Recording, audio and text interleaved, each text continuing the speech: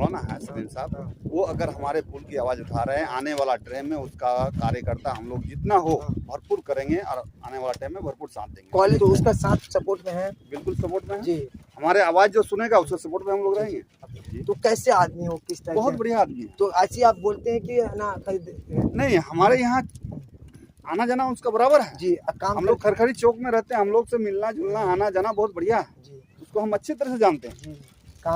काम वो अच्छा है उसका। ना, आप उसका आदमी है? नहीं उसका आदमी नहीं। हमारा घर यहाँ मोहगढ़ हुआ, नदी पार हुआ, और उनका घर गैरामाड़ी हुआ, बीच में एक नदी पड़ता है, नदी से हम लोग आना जाना करते हैं, वो देखता है इसीलिए तो आवाज उठाया वो। जी पुल के लिए ना, पुल के लिए आवाज वही उठाया। आप लोग सब कुछ साथ है। इस बार लगता है पुटिया का नया एमएलए होगा। नया एमएलए होगा। देखिए, लोगों का कहना है कि जो हम पुटिया में नया एमएलए चेंज करने जा रहे हैं। एक मौलाना समीम रियाजी का नाम सुनते जो पुल का आवाज उठा रहे हैं और दरखास्त देते हैं, डीएम को भी ये करते हैं, उसका